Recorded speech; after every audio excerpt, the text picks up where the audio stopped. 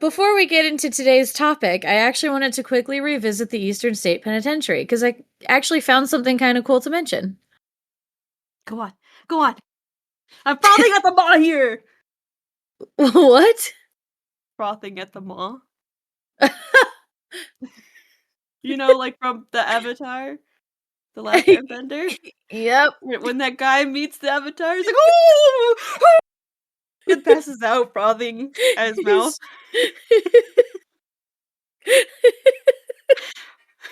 I'm frothing at the maw here. You're frothing at the mouth, oh my god. Just so you guys know, because I'm keeping this in when I edit it. Oh, you bitch. Yep, you're welcome. Playfully, respectfully. I know, it's fine. I called myself a bitch earlier, like, it's fine. Just so you guys know, we're both very tired, because we got out of D&D kind of late last night, and then neither of us slept very well, so... It is 8 or 9 in the fucking morning. Yep. And Harper Snaxx, she is not with us today. She has her munchkin, so she's focusing more on spending time with her child, which she should. We shall miss Milfries. Yeah. Okay. But yes, okay, so now to get to the Eastern State Penitentiary thing that I found after the fact. Gotta love it. Now, I'm going to preface this with a warning that this is fictional. What's fictional? What I'm about to say. I just thought it was a fun thing to add. Do it. Have you ever heard of an SCP? Oh my god! Come on! My brother was into it. My brother-in-law is into it. Well, or was. I don't. Go ahead. Please don't tell me it's the Build-A-Bear. No. Okay, No, it's Eastern State Penitentiary has one. I don't know too much about SCPs, okay? That's okay. I'll get into it. Don't worry. So for those of you that don't know what an SCP is, it stands for Secure, Contain, Protect. Yes. Which is the motto of the fictional SCP Foundation, which is a secret organization tasked with capturing and containing anomalous items, creatures, or events that defy natural laws. And studying them. Yeah. Like Mothman. Mothman is considered an SCP. And the Build-A-Bear. I haven't heard that one. I don't think I want to know. And the statue. I've here's the thing. I was literally making tags at one of my totals that I work at, and I pulled up Facebook. I was just playing videos because I had to make a shit ton of tags because we just picked up some new liquor, so I had to change out all the tags in all the stores. So I print all of the tags in one store, that way I just have them and I don't have to continuously waste time to reprint them. And this fucking thing shows up. It's this video on the SCPs. I've never watched an SCP video before, and I'm like, whoa, why is this showing up now? And it's because it's from the Eastern State Penitentiary, and I just spent how many hours looking up the Eastern State Penitentiary? Okay, I'm literally frothing at the maw. Tell me. So, apparently in the Eastern State Penitentiary, there is an SCP, cell number 667, which just makes me think of the Neighbor of the Beast. Shout out to Lone Pint Brewing, because that's one of their beers, which they discoed when they got rid of the bottles, but they brought it back recently, and I'm like, yes! But it's said to be SCP-2701.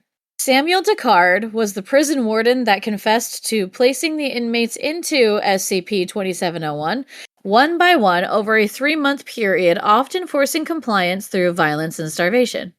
Public defenders and inspectors had even been bribed to keep the prison operation hidden. His motivation stemmed from grief and vengeance, and the SCP came about because he reportedly made a pact with an unknown anomalous source to create the Cell 667, turning it into his version of ultimate punishment. Now, this This is gonna trip you out specifically. Oh shit! Why? Why? Come on! You're gonna find out. You're gonna find out. This is gonna trip you out specifically. It's not a fear or anything like that. Okay, But thank you're God. gonna. I was about to say It's, I'm gonna duck the fuck out. no. It's not like it's not one of your biggest fears. It's just going. It's Okay. gonna trip you out, and you're gonna find out why real quick. Okay. Give it to me, baby. Mm-hmm. Mm-hmm. We did that on the last one too. I want it. I kept it in too. When I edited, I want it. You know what this cake? I want it. So, the prisoners now remain inside indefinitely, with some release dates projected centuries in the future. On the wall beside the cell is an intake form on a clipboard that contains names and release dates stretching from the 21st century deep into the 33rd century. Wait. Huh? Wait. You'll find out. I'm getting there.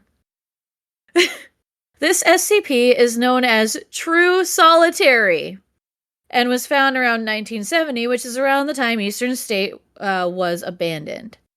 Now, and this is where you're going to get tripped up. When somebody is put in the cell and the intake form is filled out with their name and their release date, they disappear. There's no trace of them. They're gone, and they only reappear at the time and date that is specified in their intake form. When they are in the SCP, are you ready? Yes. It's said that it's complete nothingness. There's not even darkness because that's sight. There's absolutely no sensory anything. It's complete and total sensory deprivation, not unlike Metal's toy box. Ah. Yeah. We're, for the listeners, we're in a D&D group together, and her character has been through something similar. That's why I was like, this is gonna trip you up specifically. Okay. Oh yeah, and she's playing a character that is adopted my character. Yeah, I'm her mom now. Yeah. But yes. So complete and total sensory deprivation. Also, apparently, time feels like it's about 300 to 400 times more than it actually was while they were in there. And an interview from one of the people that the SCP researchers had put into the cell as an experiment said, quote, "It was hell, nothingness, darkness and silence. I couldn't sleep, didn't breathe, didn't even have a body, just my thoughts. When it did stop, if not for what the doc told me, I would have lost my mind." So basically, when they were doing the experiments on this, the doctor said to the people going in, "Remember that you will come back." And that's what the quote's referring to. Are you sure it's not a way to purgatory? It was just known as, ultimate punishment. But again, it's a fictitious story, but I thought it was cool nonetheless. Like, there's more to it. Is. It sparks a lot of questions in my mind, though. Yeah. There's more to it than that, but I wanted to move on to the real star of the show today. The episode I spent over 30 hours on. Cue the intro. Wait, you're a little early there. Because I have to introduce myself, and then you introduce you, and then we cue the intro. Damn it, okay. It's okay, I miss though. little fries. I'm gonna text her and be like, I need you to yell at me to cue the intro. That'd be beautiful. There's just like, bloom, start the intro! And it exits. Well, no, so what's probably gonna happen, I'm texting her right now. She might send me a voice message, and if she does, I will play it into the microphone. Oh, jeez. But kind of anyway, like what I did for you with Leo. Yeah. I'm gonna have to cut that part out, though, because you said his name. That's not his name. Oh, yeah, that's true. That's not his name. Okay. Well, I can keep that in then.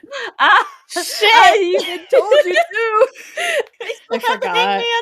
I forgot. I know his real name. Yeah, okay, that's fair. If she texts me back, I'll play it. But what'd you send me? It's It's a Leo Leo Plurita, Plurita, Charlie. Charlie. He's gonna show us the way. The way. To Candy Mountain, Charlie. Candy Mountain. It's full of sweets and goods and goodness. I'm sorry. I'm so sorry. Okay, I'm leaving that in. We are going on so many tangents. How long have we been recording? We've been recording for 23 minutes and I've barely got through the first part of the SCP. We are derailing so hard. Okay. Yeah, so terribly. Oh yeah, okay. I'm gonna do my intro now. So, hey Phobos, sisters, brothers, and others, I'm Jynx. I'm clueless. And this is Sisters of the Macabre. We do not have Snaxx today, as I mentioned earlier, so Cue the intro.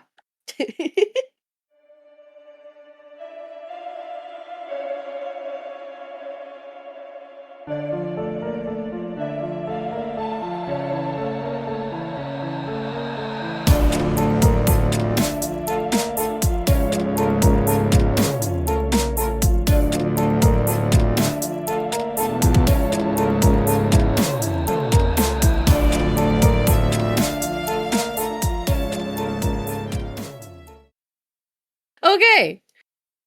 Yeah, as I said, I spent over 30 hours on this. I quite literally spent almost a month working on this, because the last time we recorded was about a month ago. And here's the thing. This was going to be a lot longer. It's already a longer episode than I normally do, but this was going to be even longer. I literally have like 5 more pages on another on a separate doc. All right. So I am mad at myself for my failure in giving you guys a proper haunting episode. So today we are going all out, baby. Like, don't get me wrong, the history lesson was cool, learning about all that stuff was enriching in a way, but I wanted a haunted episode, and I didn't fucking get one. Well, I was the one doing the research! So we're doing this again. Take 2. Action. We're doing it right this time, so strap in, Kitty Winks, because this is a long one. Tiddlywinks? Kitty Winks. Tiddlywinks. It's something Harper and I said before, and also red flags ahoy. Red flags? Red flags ahoy. Yeah, I'm trying to bring back our old catchphrases. Because they were fun.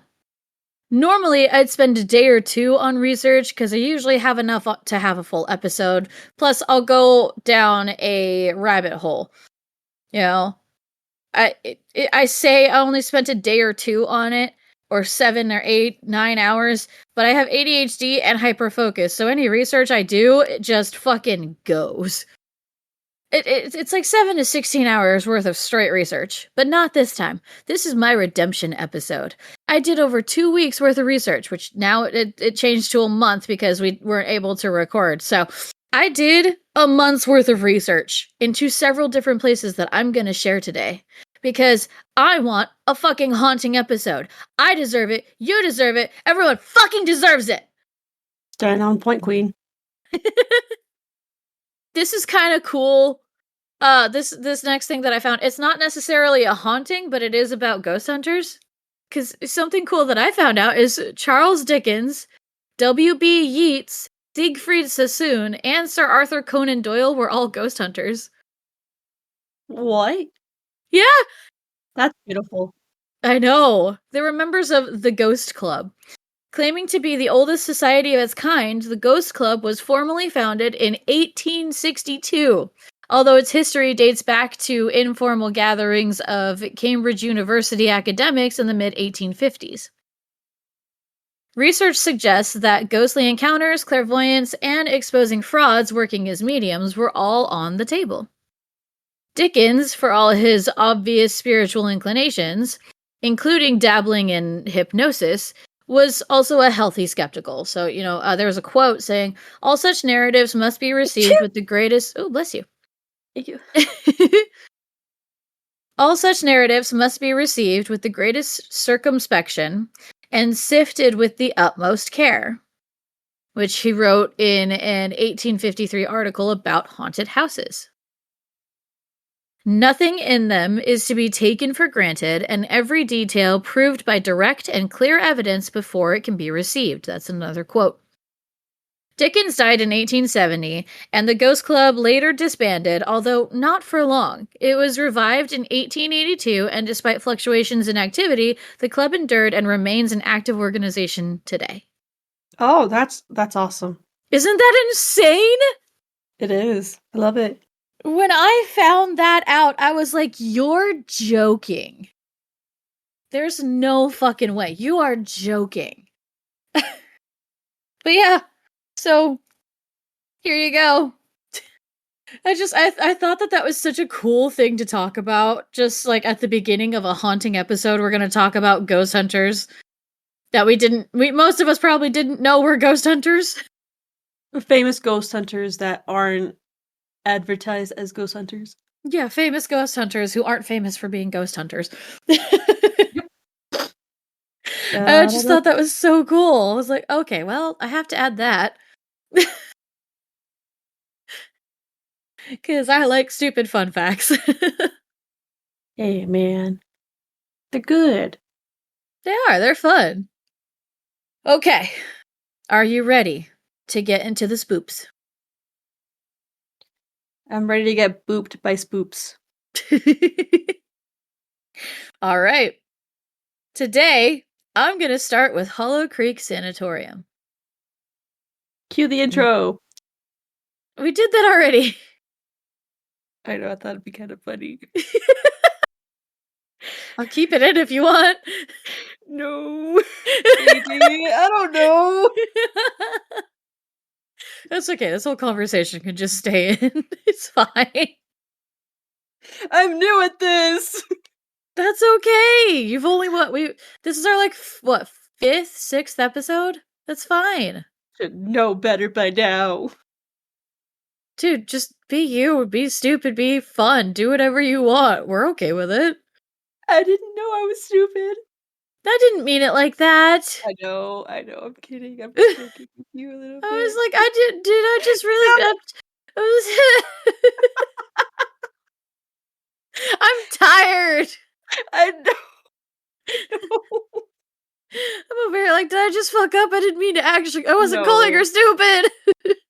No, I would get quiet and kind of just like, okay, we're gonna talk about this after the session. Yeah. Feel like I wasn't actually calling anybody stupid except for myself because I am stupid sometimes. But anyway. I can be stupid too. We'll be stupid together.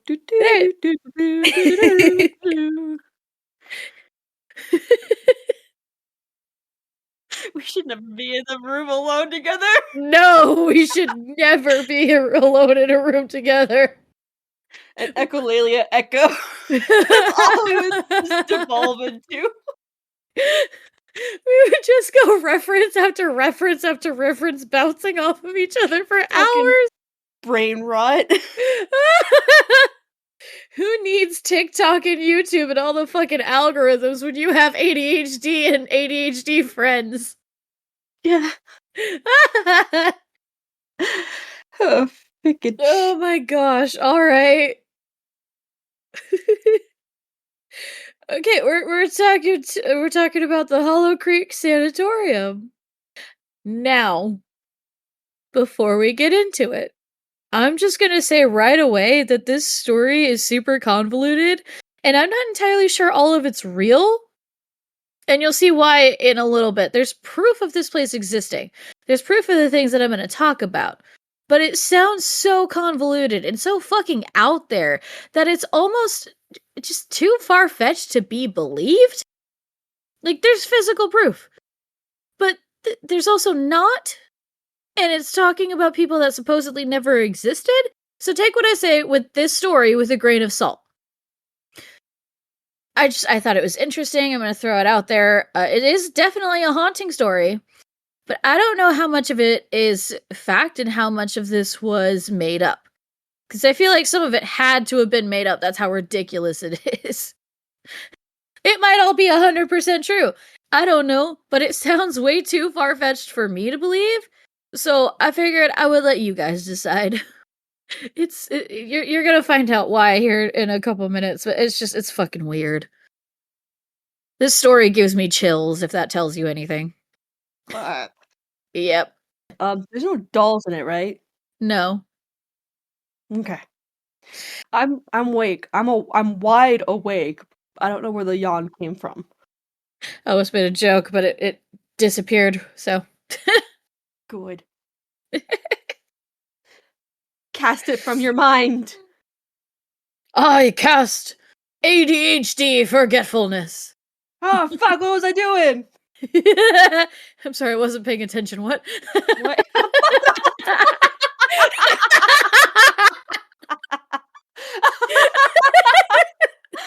Fuck off. You said it was okay. It was okay. I'm gonna live with that for the rest of my life. I lived up to my namesake, clueless.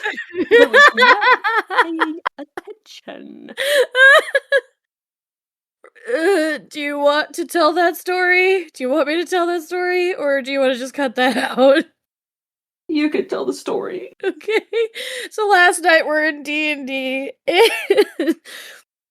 It was before the session actually started. I had written down a theme song for a new character for Clueless's campaign because she's DMing For the first time. Yeah.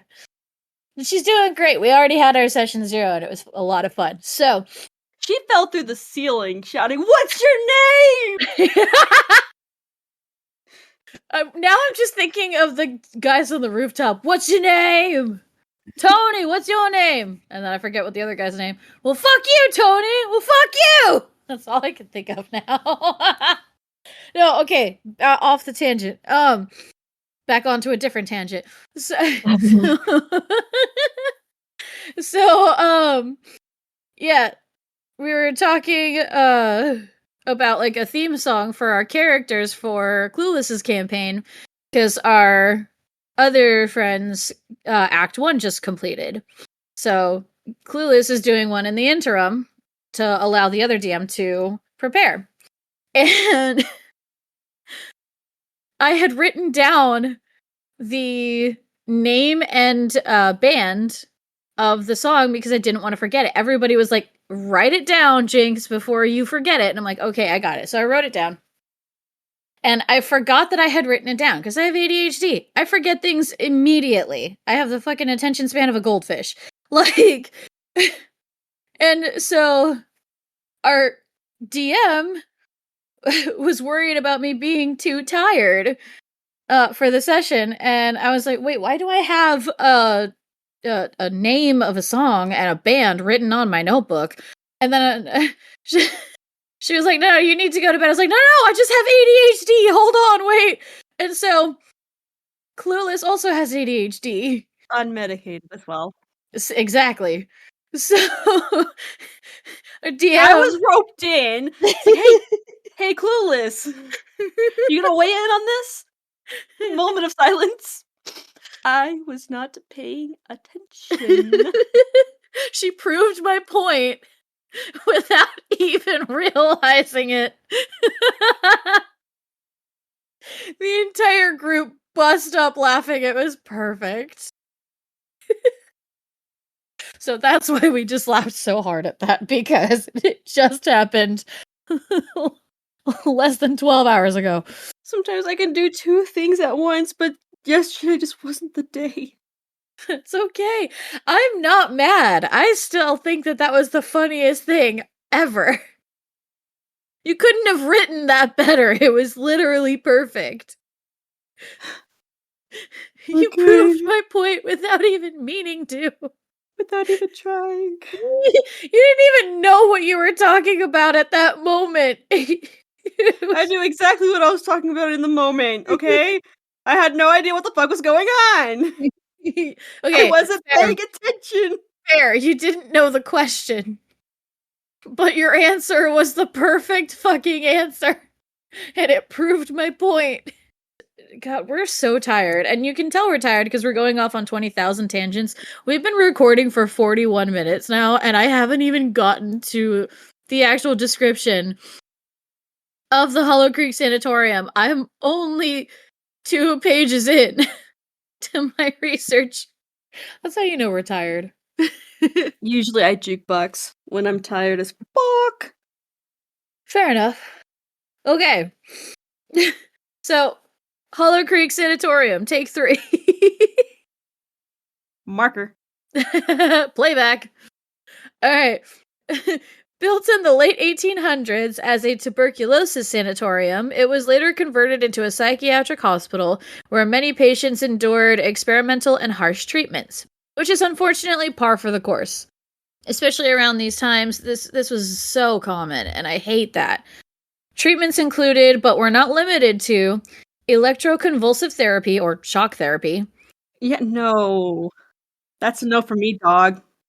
insulin shock therapy, where patients were injected with high doses of insulin to induce seizures or comas because they believed it would reset the brain in schizophrenic patients, which was ridiculous.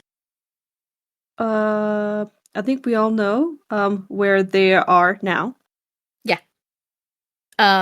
They would do lobotomies, hydrotherapy, isolation, use harsh restraints, and even subjected them to experimental drug use.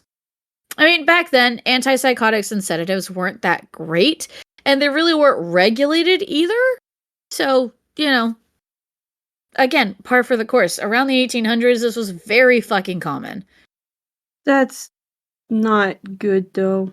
No. It was even reported that some patients were actually silenced or punished for reporting hauntings or hallucinations. And there were stories that actually claimed patients' conditions worsened mysteriously, having full mental breakdowns after a brief exposure of certain visitors. Yeah, that's gonna also be a no for me, dog. Mm-hmm. Oh, it's bad. The facility closed in the early 1970s, which is actually the same time as Eastern State Penitentiary, so flashback, leaving it abandoned. Now, apparently, this is where shit gets weird. It wasn't already weird? No, this is par for the course in the 1800s. I've done enough fucking penitentiaries and institutions to know that it's a pattern, unfortunately, especially here in America. Like the Waverly Sanatorium and things like that. It's unfortunately ridiculously. I grossly misunderstood what you meant by that. What did you think I meant? You're just like, oh yeah, I have enough experience. Like, you've been there? No. I've researched so many I know. sanatoriums. It's just like the way that my brain took it is like, you've had experience? Oh shit. I'm sorry, Jynx. No, wait. She doesn't mean it like that. Brain. Stay on target. It's okay. It's okay. Yeah, no, experience as in experience in researching.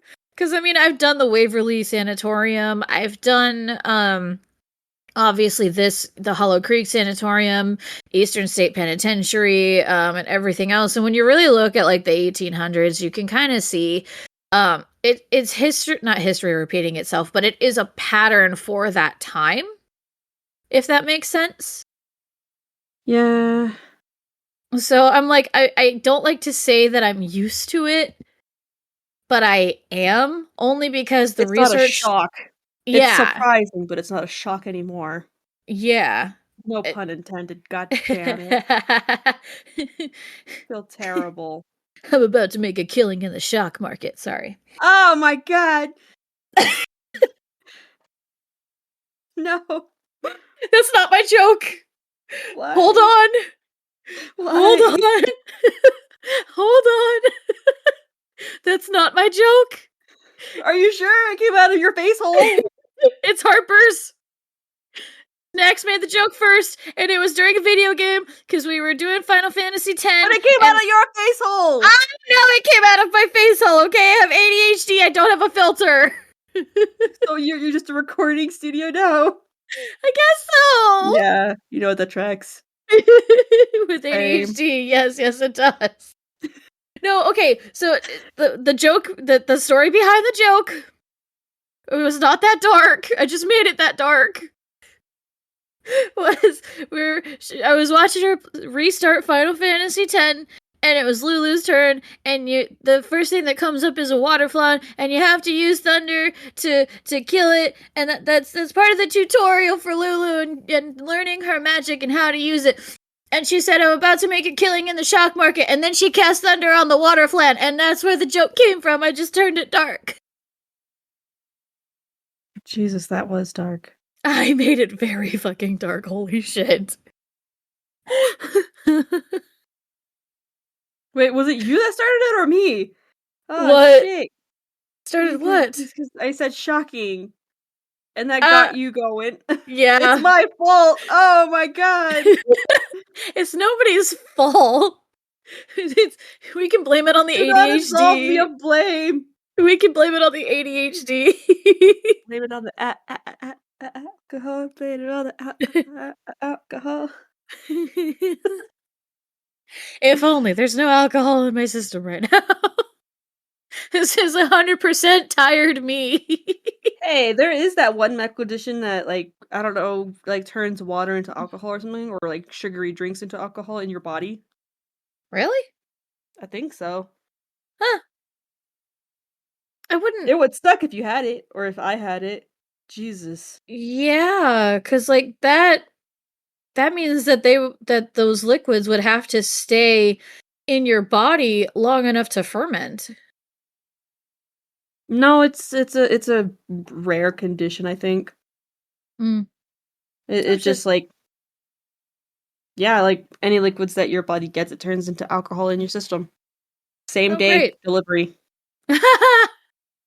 Terrible, terrible. Oh, I should stop. That wasn't me, guys. That was her. I've been corrupted. Oh god. Okay, I need to. Okay, keep going. We have to keep going. Push through.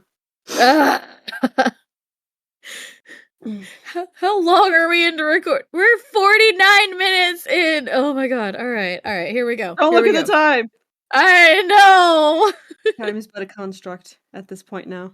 Yeah, there's just gonna be a lot of tangents in this episode because you got two ADHDers bouncing off of each other that are also really fucking tired because we didn't sleep. May the deities have mercy on our souls.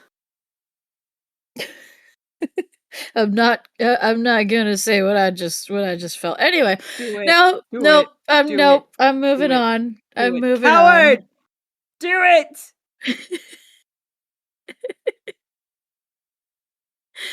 All I got was there is no mercy. It's a joke. I know it's a joke for the most part, but like it was right there. My deities are so fun sometimes. Most of the time.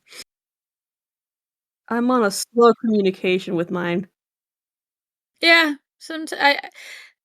I used to be a lot slower with communication too, but then they kind of basically trained me into becoming a pendulum, and now they just talk to me whenever they want. Anyway. Okay. Back to this. Apparently there are documented recorded tapes labeled Shift and physical patient files from the 1960s. In 1972, investigators uncovered these medical records from the Hollow Creek Sanatorium in Sand Belmont, Illinois. Now, when you look this place up, it doesn't exist. There's hardly anything that you can find on this actual place. The weird thing is, there are admissions and proof that this place existed, but when you look it up, it doesn't exist. It was weird. Finding anything on this was weird. And to me, one of the craziest parts about this whole story is that around the time that they closed, every single patient in the sanatorium was brought in already dead. Like death certificates and all. Hell no. To the nah. Oh, I was going to the hell no. That's where my brain went. I can't hit those notes. So, good on you. But some of us don't have the vocal range. I'm sorry. I'm not even warmed Rubbing up your today. fucking vocal range in my face. I'm sorry. Not all of us are musically talented. I'm sorry. I've been singing my entire life. I can make myself bad. But I don't want to. Yeah, don't ever dull your shine. I'll kick your ass when I fucking see you if you ever do. But that's valid. Okay. So this whole story, it's crazy, and it just keeps getting crazier and crazier. So all of the patients are brought in already dead. You know, doctors that signed forms and admitted patients didn't exist. The nurses that did all of the checkups, everything that they did on a daily basis that they notated about their patients, all their signatures, all these people didn't exist. There's no record of these people ever existing, and yet somehow they ran a sanatorium and there's physical evidence of them being there. They purged it. Or, well, yeah, something happened, because here's the thing. There's signed documents with their names, but they don't appear on any registry. They should not exist in this world. So, like, is the whole place run by ghosts? You know, is this a government setup kind of thing where, like what you were saying, is it a timeline jump? It doesn't have to be a government setup. They probably were doing, my theory would probably be that they were doing a lot of shit that they shouldn't have been doing, and they didn't want that shit coming back for them. Yeah. Well, there could be a lot of explanations for this, and it's really fucking weird. And when I heard about this, I had to do it, because duh. But on to the recordings. They're full of whispers. Huh? Oh, hell no. Yeah. Hell no. I hear whispers, I leave. Nope. Mm-hmm. Yeah, they're full of whispers. There's somebody reportedly saying, "I came back, but not by choice," over and over again. But how? Because the only people who are alive in the sanatorium at this time are the nurses and staff. Some people speculate that they were actually trying to bring people back to life in the sanatorium because everybody admitted was already dead. Every time I say that, I get a full body chill and goosebumps. Like, being clairsentient and a psychic, ugh. But do with that what you will. I'm not going to speculate further because it makes me uncomfy. But every patient's dead, yet there's a lot of noise going on. And it's not from the doctors and nurses. There's whispers all throughout the recordings. Why would you need to whisper around dead people? Also, if you're a nurse and you're taking care of dead people, it should be pretty quiet, wouldn't you think? You would think. Mm-hmm. Now, apparently, investigators eventually found a locked room that was hidden away on the lower level. Hail to the fuck no. Oh, it gets better. The walls were reportedly covered in writing, I but think it was we have all different definitions of what better is. By better, I do mean worse, but you know.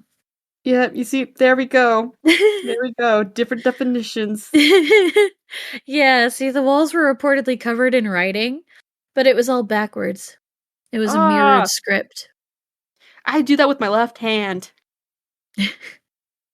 I can't write forward with my left hand. I would just write backwards. All right. But yeah, that kind of also gives me chills, just on a smaller scale.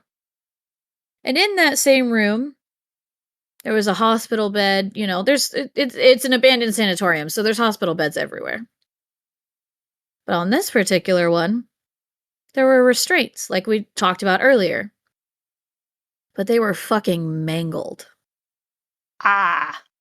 They were twisted and just completely destroyed, as if somebody had violently fought extremely hard to get out of these restraints. And sitting on this bed was a patient file. The admission date was listed 2 full days after the official date of death recorded elsewhere. The final 2 words in this patient file were "patient reactivated."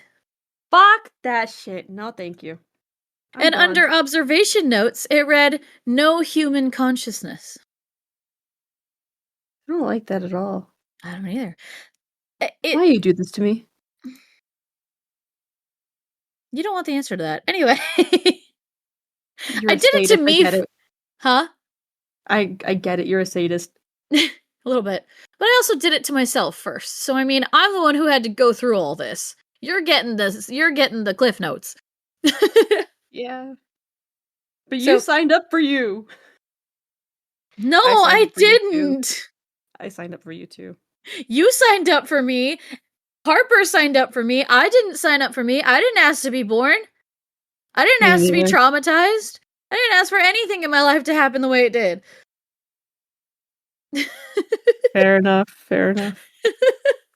I'm like, if you really think about it, no, I did not sign up for this. But you know what? I'm here. So we're gonna move back to the tapes themselves because they detail a nurse called Clara. She talks about her night shifts and how her only duty is to care for the dead.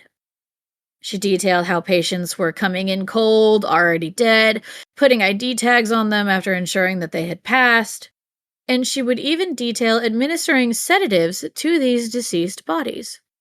She talked about learning to avoid direct eye contact with the deceased because she seemed to feel like they were more aware than their death would suggest. She also said that some bodies would still move their lips like they were trying to speak, but no actual voices came, no words came out. Fuck that shit. And on the final tape, something changed, and she seems a lot more distressed. She says she's on her 8th consecutive night shift. You can hear her crying. She's talking about trying to get out, trying to leave the hospital, but she can't. She's had several failed attempts. She describes trying to leave and then waking up at 3:33 a.m. every single time and is back at the hospital on the night shift. Every time she wakes up. Shit, that reminds me of 2 movies. One being the first Haunted House on the Hill, and the other being a fictional documentary about these I don't know if they're ghost hunters or not, but like Blair Witch Project kind of setup. They go into a sanitarium or a hospice or whatnot, and once they go in, they can't fucking leave because everybody that was a victim of the sanatorium wanted to keep them there. Damn. That's intense. Don't remember what it was called. Well, hey, somebody might know that movie and then let us know what it is. The visual effects were wonky, but also really cool, and it kind of treaded that line a lot for me. It was like, oh, that looks pretty fucking silly, just like hands coming out from the ceiling and walls. But you know what? It's good for what it is. Oh, there you go. But prepare yourself. I'm prepared. Because one thing she says that really gets you is, quote, I think I died on my first shift. They just forgot to tell me. Hell nah.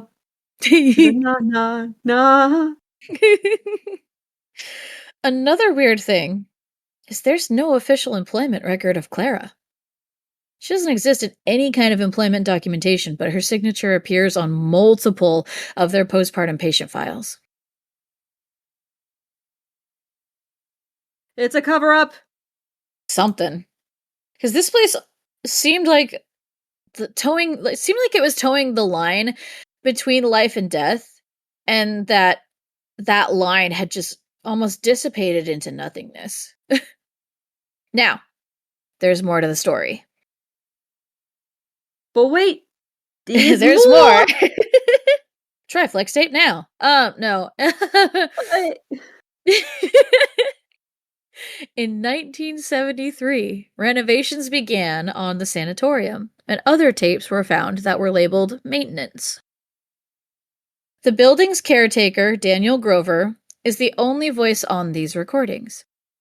You can tell throughout the recordings, he goes from kind of nervous to legitimately freaked out.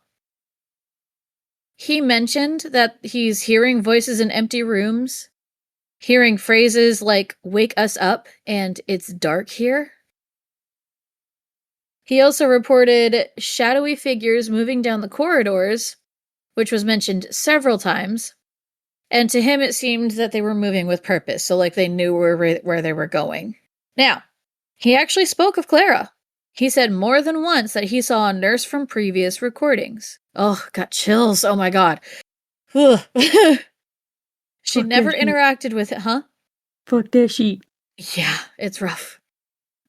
She never interacted with him, apparently. She just watched him from down the corridor. But it's very clear around this point in the recordings when he's, talking about all these mysterious things happening. He really starts to deteriorate mentally. And one of the things he says is, quote, "They see me even when I close my eyes." Ooh, I don't like that line. I know. Now you can tell that his speech patterns are getting even more fragmented. On the last recording, he says, "She doesn't want me to leave." And then he whispers. Get ready for this, because I'm going to whisper it for fun. Oh, hell no. Get Don't ready, do it! Don't get ready do for it, it. bitch! Get ready for it. I warned you ahead of time. I gave you a trigger warning. Don't do it. Don't do it. Get it over with. No one leaves without paying. Ah!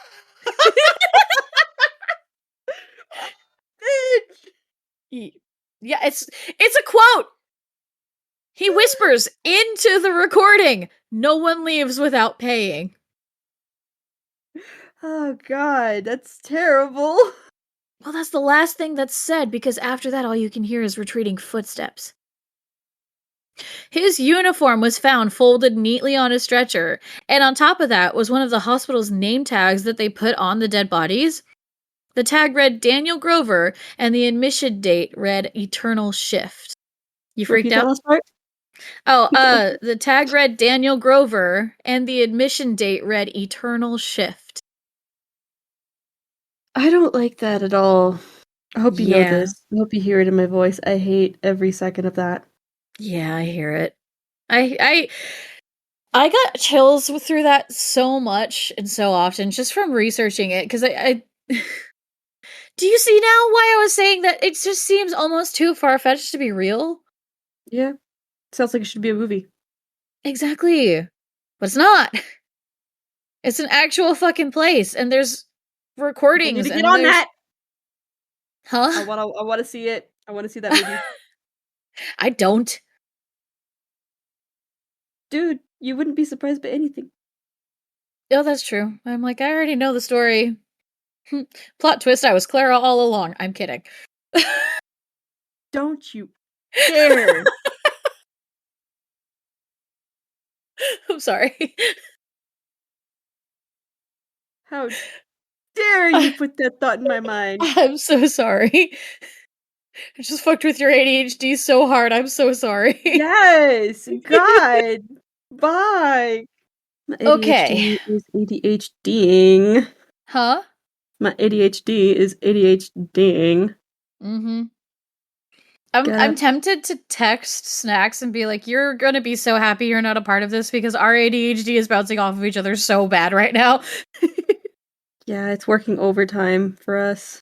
Mm-hmm. This is what happens when you get two tired ADHDers in a conversation. It doesn't fucking end.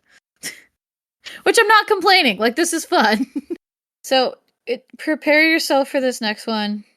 There's a trigger warning up front because it deals with nuns and children. So, just so you guys are aware. I was Okay. almost a nun. Were you? Yeah. Oh, I did not know that about you.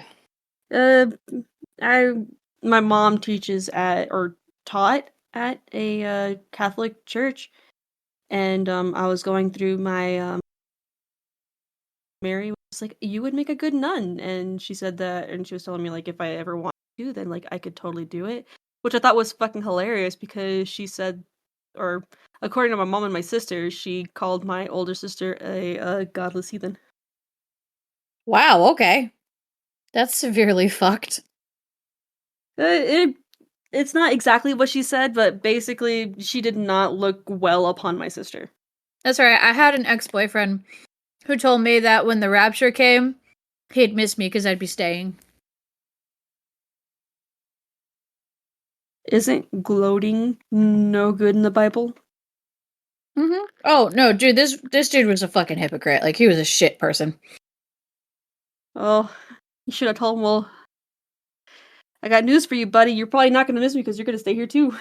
I didn't know what to say at that point. I was like, okay. Don't worry, babes. You don't have to miss me. You'll stay here too. That would have been a really good answer if I had thought of it at the time. I grew petty. That's okay. I love petty. Yeah, all thanks to my generous Nina L. Thea M, like she helped a lot, but Nina L cemented that. Glorious. Gotta love it. Okay, are you ready? Because this one's gonna hurt. Band-Aid, do it. Okay. I was about to say, you can't put a Band-Aid over a knife wound, and then I realized you were telling me to rip the Band-Aid off. What the fuck are you talking about? Jynx!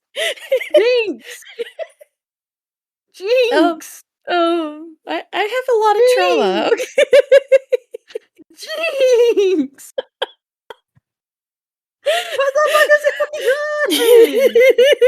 I was not ready for that. I don't think anybody was. And now I have to leave it in because your reaction was funny. What the fuck? Alright, well, that's me. Anyway. Is it? Yeah. Is it really? It's traumatized little old me with my warped little imagination. Okay. Alright, this is gonna hurt. Yep, it's gonna hurt. Strap in kitty winks. But, I mean, parts of it make me happy, and you'll find out why. So, we're gonna talk about the St. Mary's Orphan Asylum. It was founded by the Sisters... What? You said orphan asylum? Well, yeah. Anything back... Okay, this was back in 1879. So, or actually, 1867 is when it was opened. So, like, anything holding people would be called an asylum. Okay. That's literally just the language of the time. But it's worse because it's babies. I know. Orphan babies. Orphans at that. You sick fuck. Actually, no. Not you. No, actually, no. Like, I'll get into it. But that's actually incorrect for once. It was founded by the Sisters of Charity of the Incarnate Word under Bishop Claude Dubuis and began caring for Huh? Wait. Did it cut out? Yeah. Dubuis. Dubuis. I thought it was your accent coming out for a second, but no, that's his accent. What accent do I have? No, sometimes you talk with an accent like Do I? Certainly. Oh, no, that's just me being stupid. I know. I thought that was you doing a thing. No, for once, my weirdness was not a bit. That's just his name.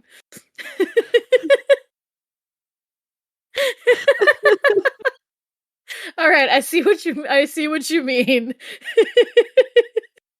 That's completely valid. It wasn't me this time. His name is Claude Dubuis. Which I'm not laughing at this man. I have respect for this man. Like, don't get me wrong. Apparently he was great. Like I was caught off guard. It's okay. So off guard. It's okay. I'm just clarifying for listeners. It's just like I'm not trying to. I'm not laughing at him or anything like that. His name is actually Claude Dubuis. Because yes, so I do say things a certain way, and it's usually like Moida and things like that. So I understand how Dubuis would be like Moida. I get it. I totally get it. But yeah, so St. Mary's Orphan Asylum began caring for orphans during the yellow fever epidemic. And it actually was St. Mary's Infirmary beforehand in 1867. In 1874, the orphan asylum was formally established by Greens Bayou and the Gulf, which is in Galveston, Texas. It initially housed 28 children with a 2-story girls' dormitory built later that year, and a boys' residence was added in 1879. And by 1896, the asylum received the official Texas charter and began serving orphans from across the state. Now, this is what I told you I was going to get into later, how you were like, sick fuck, and I was like, no, actually, no. It stated that the children were really well looked after. Good. They were treated right. They were taken care of. Like, I could not find anything wrong that was done to these children, which was awesome. I love that. It seems like these sisters that were taking care of them for all these years really did actually care for them, and they did a great job with them. That's what I like to hear. Exactly. That's why I'm like, for once, we have something nice, and Asylum actually has something good attached to it, Mm-hmm. But this is where tragedy strikes. And this is the trigger warning, because it's going to get rough. It's going to hurt your heart, especially hearing that they were taken so well care of. About 4 years after they received the Texas charter, on September 8th, 1900, a Category 4 hurricane struck Galveston. And it was later confirmed to be the deadliest natural disaster in U.S. history. At the time, The babies! At the time of the storm, 93 children ages from 2 to 13 and 10 sisters occupied the dormitories just behind the sand dunes along the beach. Like I said, this was right up against the Gulf. In an attempt to not worry the orphans, when the hurricane had began, the sisters had moved everyone into the girls' dorm, the 2-story, and had them singing Queen of Waves, which is I'm not sure what kind of song it is, but just to kind of try and soothe them, trying to comfort them and care for them. But unfortunately, they did need to actually evacuate. So the sisters, in an attempt to keep everybody together, tied clothesline ropes around their waists, and each sister tethered themselves to 6 to 8 children, having the children's hands tied together. Mm-hmm. So that way they're basically all in a line, the nuns would get them out to safety and they wouldn't lose anybody. The building collapsed. Oh, no. Yep. It collapsed into the surge, and all 10 nuns and 90 children perished there. Not the baby. Yep.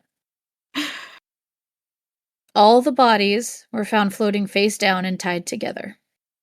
No. William Murney, Frank Madeira, and Albert Campbell were the only 3 teenage boys that survived.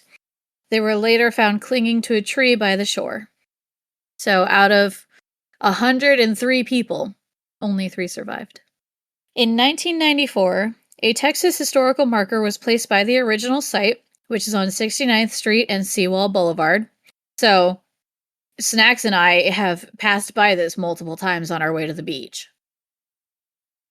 And many people believe that the nearby Walmart is actually haunted by those children that had passed. Mm. Employees have reported hearing children's voices laughing and crying, calling out for their mothers, particularly in the toy aisle. And after hours, appliances and toys have also been reportedly activated on their own or fallen off of shelves for seemingly no reason. The electronic doors would open and close on their own, registers would behave erratically, and footsteps were heard in areas with no one present. Staff have talked about balls bouncing, toys lighting up, blurry shadows, footprints appearing in freshly cleaned floors, and even a local author, Denise Sandoval, who actually worked there, cataloged dozens of weird occurrences in her books Galveston Ghost Tales and Galveston Orphans Home. There are actually reports from locals, like this quote, "The Walmart thing is true. I worked in a restaurant in front of it. One night, salt shakers fell from the counter while nobody was near them." That's a quote. So obviously the kids kind of branched out a little bit into the surrounding area. But yeah, I mean, it's horrible that it had to not only be children, but also nuns. And it's even, what makes it worse is like, this was a great place for orphans to end up growing up. I mean, you don't see that a lot nowadays. Most of the stuff you hear about orphanages is that they're abusing the children, which sucks and needs to fucking stop. So to find an orphanage that actually genuinely cared for the children and, things like that, it just really sucks to see anybody go down like that. All they did was try to save them, but they were all found drowned and tied together, and that's just so hard. The death of a child is always going to be a terrible, terrible thing. Exactly. I mean, the death of almost anyone is pretty hard. I say almost because we all know, but 90 children and 10 nuns because the building collapsed in a surge of a hurricane. They were trying to get them out. Like, that's the worst part of all of it. They were just trying to get them to safety. That sucks. I don't have any other hauntings that are quite as harsh. I wanted to get that one out of the way. Because, ouch. Yeah. But that one's also, that one's a Texas one. That's, hey, here's a little something from home. It sucks. It's not nice. But here's a little something from home. Oof. So nothing else is that harsh. Everything else that we're going to talk about is pretty standard hauntings. And not children. I have a story told to me by a teacher from California, and she was talking about this thing. It's where like apparently there was a school bus that was stopped on like these train tracks, and then the train hit them. Oh. So there's this thing where whenever somebody parks their car on the train tracks, the car moves on its own.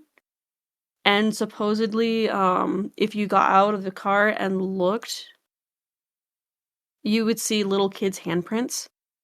I've heard of that. And my teacher said that she did it with a friend of hers, and they put baby powder on the bumper of their car. Mm-hmm. And then when the car moved, they went to check, and there was little tiny handprints. Yep. Yeah, I've heard of stories about that. That just sucks. It does. I mean, I hope that they're at least having fun in the afterlife. I mean, messing with people they probably are, but, I mean, in their mind, they're not exactly messing with somebody. They're just like, hey, you're parked on the train tracks. That's bad. Here, let me help you. Yeah. And it's just like, the thing is that, I had a family member that used to work at a railroad company, and they always told us, like, hey, don't ever park on train tracks because, whether it's just playing chicken or, you decided to make a decision, a permanent solution to a temporary problem, if you change your mind, the train tracks, especially if a train is coming, will sap your, engine of energy. So if you decide to change your mind or decided, okay, I've played chicken enough, your car won't actually start. Oh, fuck. And if you're ever in that situation, you get the fuck out of the car as fast as possible and you run towards the train, along the train tracks. Because if you run away from it, the train on impact explodes it outwards. So if you're running towards the train, alongside the train tracks, you won't get hit by debris. Oh. Okay. Something to keep in mind. Yeah. If you're ever stuck on train tracks, run towards the train. Got it. Yep. And don't play chicken with the trains, okay? They can't stop as fast as you can. Well, now I just got a song in my head. Why? Because it's literally No. It's I play chicken with a train, chicken with a train. I've never heard that song before. That is counterproductive to what I am saying. I know, but that's where my brain went. It's country. I don't even like country, but it was there. Counterintuitive! Welcome to my ADHD. I think it was like Trace Adkins or something. I don't know who that was. Now I need to look it up because my ADHD is not going to let me stop until I get there. Yeah. I played chicken with a train. Oh no, it's Cowboy Troy. Okay. Okay. Because I've heard that song and I was just like, wait a minute. That's about playing chicken with trains? I can relate to this. That's where my brain went. That's how ADHD works, okay? Yeah, ADHD will you don't have to convince me! You're preaching to the choir! I'm telling the listeners, that's how ADHD fucking works. All our brains want to do is fit in, so we start talking about the same thing that other people are talking about. Please don't notice that I'm not the same as you. Senpai, don't notice me. Senpapi, don't notice me. Okay, alright. Now that we've had a fun moment, we are gonna move on to one of the most haunted places I've personally looked into. I say most haunted, but really there's only like 2 confirmed spirits. But seeing what I did see was pretty interesting. We're going to talk about the Rispin Mansion in Capitola, California.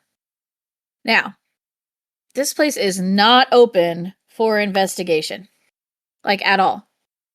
Ghost Adventures actually got unprecedented access in 2025, which they've been trying to get for years, because the mayor in 2012 was a part of a paranormal investigation that he shut down almost immediately because one of the female investigators was kicked down the stairs and literally had a boot print on her back.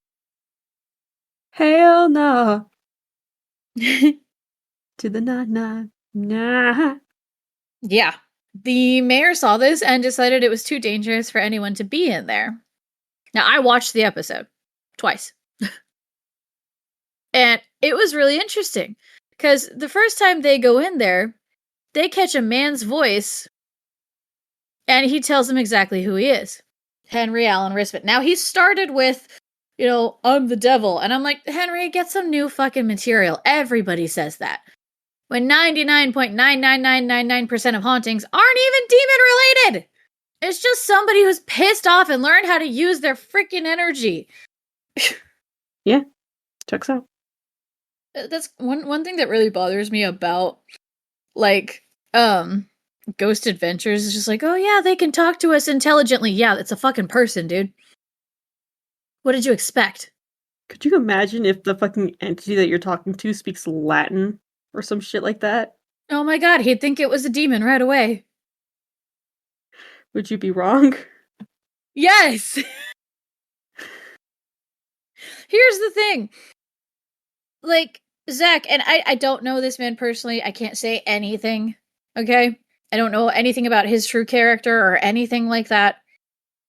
But he's over here claiming that he's, a demonologist and all that, and I'm like, okay, but if you were a demonologist, you would already understand that ghost hunting, you're not gonna find a demon 99.9% of the time. Also, you don't, from what I can tell, and again, I don't know this, I haven't seen all the episodes or anything like that, but also he doesn't even know that it seems like he doesn't even know that a pentagram is a protective sigil, not a summoning circle. Yeah, I did research on that, and yeah. Yeah, and nobody knows that, which is fucking stupid. It's like, a pentagram is not a demonic symbol.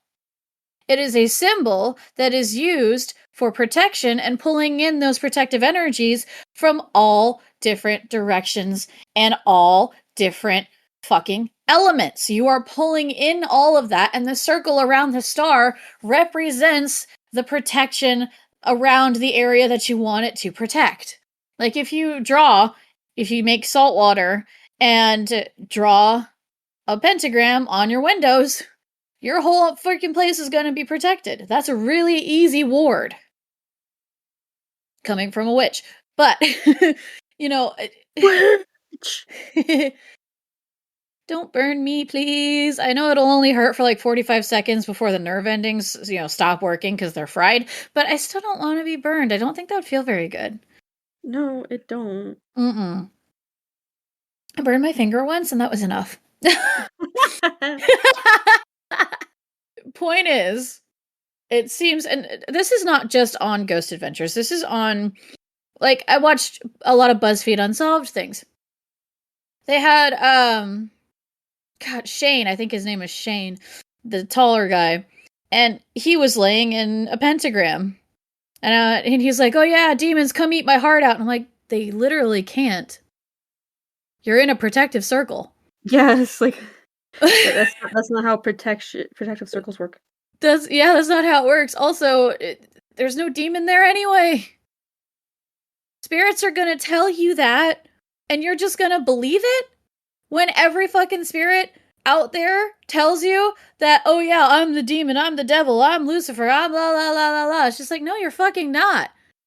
You're an angry bastard who decided to hurt people because you dead. Like that, because you dead, ha, because you died.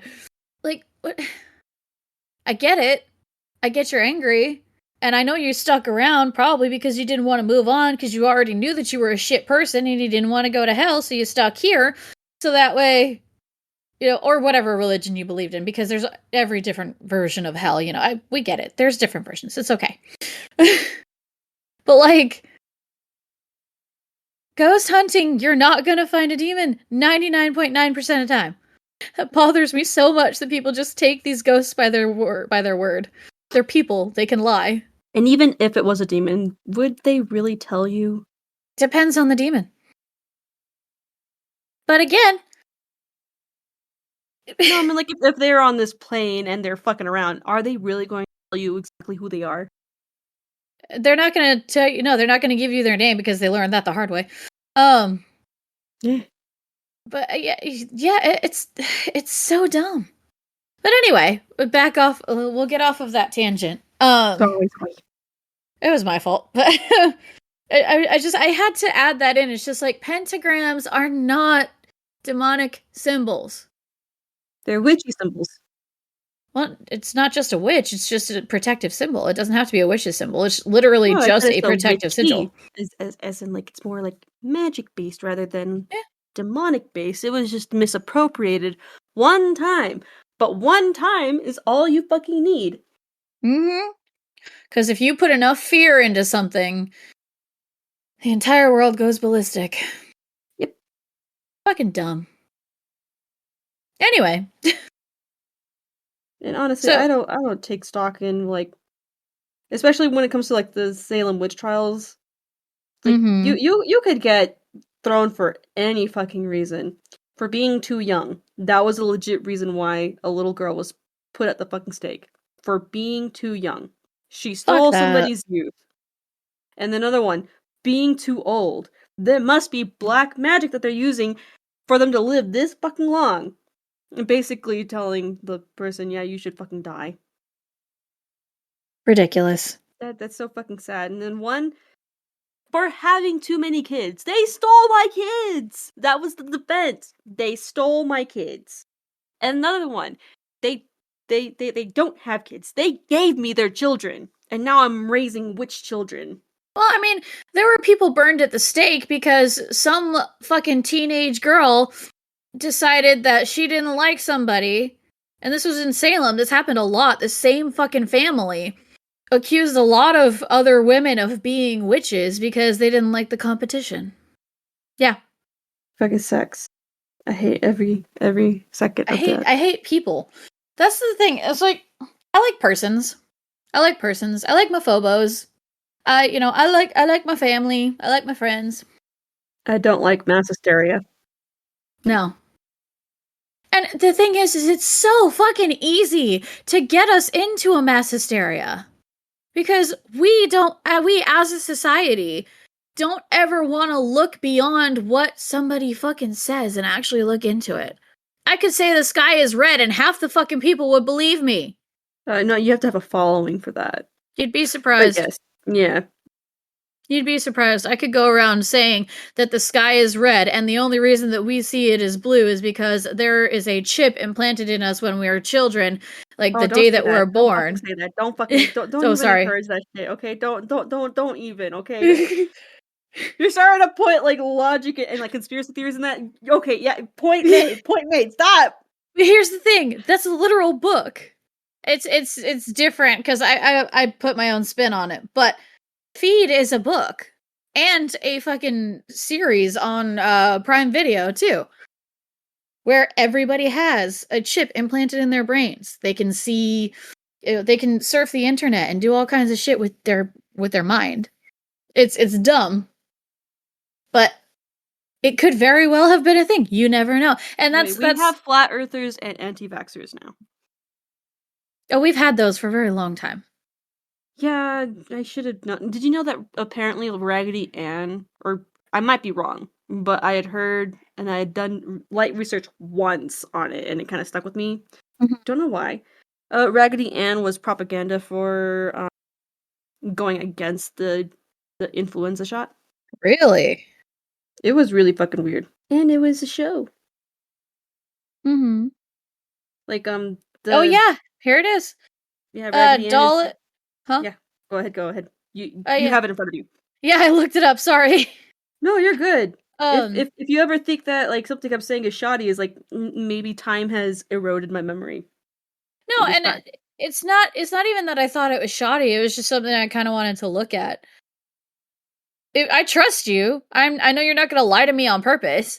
I was just like, that sounds right given the time, and I think I'd also heard that, so I was like, okay, let me hold on. Let me just actually look at it. But yeah, the doll and its stories are rooted in complex and controversial histories involving anti-vaccine sentiments and racist imagery. Yeah, so Johnny Gruel, I think that's his name. I don't know how to say his last name.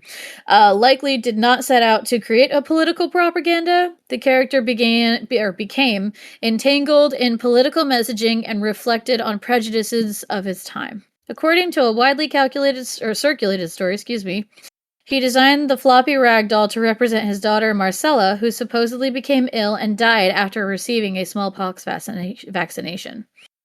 The reality is that he was an outspoken anti-vaxxer, and Marcella did die at the age of 13 from an infected vaccination. The time doesn't support the legend. He applied for the Raggedy Ann patent before his daughter's death, and her death was caused by a contaminated needle, not the vaccine itself. Okay. Oh, that's terrible. Mm-hmm. In 1921, he directly participated in anti-vaccine propaganda by submitting an illustration to a magazine published by Bernard McFadden, an anti-vaccine media mogul. He included a note with his illustration explicitly calling vaccination malpractice. So that's the actual thing that he did, but Raggedy Ann was not meant to be that. Okay, interesting.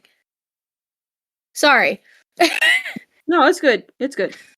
History lesson, I guess, because why the fuck not? Okay. So it wasn't meant to be, but it kind of was adjacent to it. Yeah. It was adjacent, but wasn't meant to be turned into. Gotta love Google. Yep. Okay, so back to the Rispin Mansion. Because literally, it's not been able to be even entered until, from 2012 to 2025. They did this year. So the man's voice that they catch, tells him exactly who he is. He's Henry Allen Rispin, which is the man who built the house, or mansion, I should say. The mansion sits on the top of a cliff overlooking the Soquel Creek, so named after the Native Americans that inhabited the land. In 1791, the Spanish came in and violently took over, building the Santa Cruz mission system. The Soquel were either forced to convert or be murdered or exiled. So, unfortunately, the 1700s, again, par for the fucking course.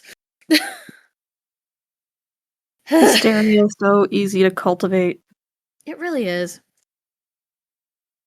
But it also served as a monastery at one point, and apparitions of nuns were reported. I'll get into that in a few minutes. Anyone who grew up in this town knew to stay away from this mansion. It's said that the property is cursed, and that people have died on the property, and people think it was because of said curse. Now, honestly, I don't believe it's cursed.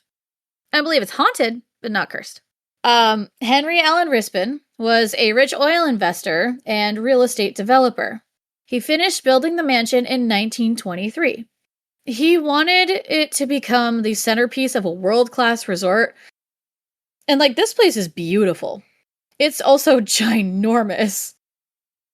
Capitola was an up-and-coming resort town when this was being built. The thing is, no one came. For some reason, this new resort town didn't garner the attention that they needed, and unfortunately, due to financial struggles, Henry lost the property. Now, he was absolutely a victim of the Great Depression. He went from oil tycoon to dying penniless, so the mansion was auctioned off. Not long after he lost his mansion, not only his wife, Annette Nettie Winfield Rispin, passed, but also his son, Alan Winfield Rispin, passed. They passed away in succession, and he himself passed away a year later in 1947. Now, because of his financial struggles, he was officially broke and was buried in an unmarked grave in San Francisco, also known as a pauper's grave, which sucks. Ouch. Yeah, I'd be pissed too. In the 1940s and 50s, the mansion became a convent for the Poor Clares, a cloistered Catholic order, reportedly living barefoot in vow of poverty. In 1956, they left, complaining it was too cold and haunted even for nuns. Now, a nun is seen in the upper floors, protecting visitors during the day and ushering them out at night. She's seen as quite sorrowful sometimes, which I get, because, she's stuck in there with a not-so-nice guy. Henry Rispin was not. He's not the nicest guy from what I could see. And that's not entirely fair of me to say. He's angry. If I went from rich in family and money to being so poor I couldn't even have the decency of a gravestone, I'd be pissed too. No, I wouldn't attack people as a ghost, but I'd be pretty upset. Which would be fair. Yeah, I mean, it's valid to be angry about that. 1,000%. And he's there because that was the place that he feels ruined him. At least that's my own speculation. The city of Capitola purchased the abandoned property in 1985, using it as a SWAT training site before a 2009 fire gutted approximately 75% of the structure. Later, repairs pretty much entombed the building, boarding it up completely, and no further renovation has been permitted since 2012. Lost my place there for a second. Apparently, there were multiple fires, several counts of vandalism, and even a string of mysterious deaths on the property. And because all of these deaths and the tragedy, again, they do consider this area to be cursed. It is said that a lot of cult activity had happened here as well, but that's literally any haunting place you ever go to. People say, oh, it was a cult, it was a cult, it was a cult. Where's the leader then? Yeah. Well, the thing with Santa Cruz is a lot of serials have come from there. For a while, Santa Cruz was known as the murder capital of the world. There's also, rumor of ritual sacrifice in the manor. So, I mean, there's a lot of supposed speculation. Obviously, we don't know how much is true. It's all reports. It's all hearsay at this point. We don't know. I still don't think it was cursed.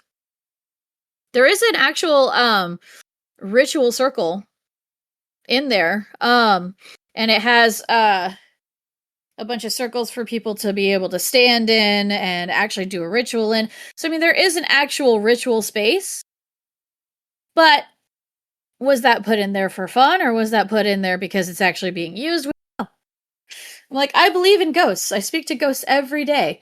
I ain't gonna be fucking with that. No way. Well, we're gonna get into that because something weird happened, but we'll get into that.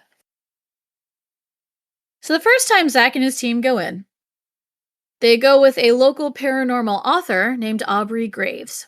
She grew up in the area and always felt something not quite right about the mansion. So when her and her friends would sneak into the mansion at 13, like when she was, a teenager, all of her friends were teenagers, she refused to go inside. Her friends did. They found a way in. And this is something that kind of pisses me off, is when I was looking up stuff for this, because I didn't know that it was closed off in 2012. So when I found out that it was closed off, and I found fucking YouTube videos of people saying, hey, we explored the Rispin Mansion, we found a way in. You literally have videographic evidence of you breaking and entering. Yep. But anyway, she never felt comfortable or welcome on the property, so she never went in. But she did finally enter with the Ghost Adventures team. The moment the door opened, Zach reported it felt like years of energy gathered just poured out, making him question their physical and mental safety. Could have been just for dramatics, but I don't know. I wasn't there.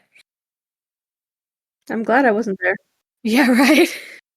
I mean, honestly, if I was there, I probably would have told Henry to get a better shtick.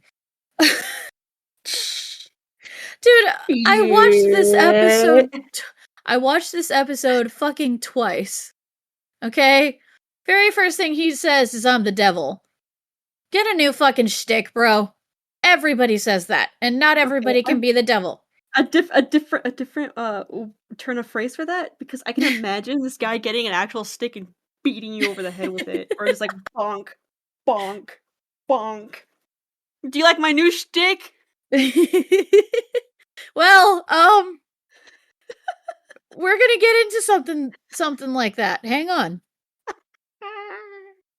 You're being a little psychic right now. It's kind of cool. Oh, what? Oh, I'll tell you later. Do that to me. Don't do that. I'll tell you later. I don't worry. I'll tell you. They immediately saw a ritual circle that I just described earlier, and they decided to get an EMF reading on it. So there's no electricity in the building, so any spikes would be completely unexplainable. For those who don't know, I mean, you're listening to a slightly paranormal podcast, so I mean, you should know what an EMF is. But if you don't, that's okay. We'll teach. EMF is an electromagnetic frequency. So basically, anywhere that there is electricity, you're going to find a spike, and it's going to be able to sense that. But spirits can also give off electromagnetic frequencies because they're energy. It's energy spikes. So if they get any kind of EMF reading where there is no electricity, it's almost guaranteed a spirit. They actually did hit a spike in the center of the ritual circle. It went from 0.0 to 36.6. Yeah, watched it happen in real time. It was fucking weird. The entire time they were in there, Zach reported he felt like he was being guided or led through the house. They move into the basement, they pull out an ITC, which is a spirit communication box that uses the human body as an antenna and randomly sweeps audio frequencies. So it's like any other spirit box where you turn it on and it will sweep through like 5,000 radio stations a second. Kind of thing. And I don't know the exact numbers, and I know that you can like tweak it. So if there's like more than one word caught, there's no possible way that it could have been from a radio station. Does that make sense? Yes. Okay. I was like, I don't know if I explained that very well, but anyway. Now, basically, it's like it's almost like the website that teachers use to make sure that people or their students aren't like plagiarizing. Mm-hmm. They put the paper through the system, and then it goes through all of the websites, all of their documents, all of their pages and whatnot, and whatever isn't cited flags them. Yeah, something like that. For sure. Except it's not like simultaneous where that is. It's, half a It's right- millisecond, it's changing to something else. Yes. Yeah. Now they immediately got answers to their questions. Male voice comes through. Like I said earlier, they asked how many of them were there. So how many in the party, the ghost hunting party, were there. The reply of 7 came, and that was accurate. And that's important. That number 7 is very important. Because they're in the basement right now. So they finish up in the basement, and they go back up to the ritual site where that ritual circle is. You want to guess how many fucking circles are on the floor for people to stand in on that ritual circle? 7. Yep. Of all the fucking synchronicities.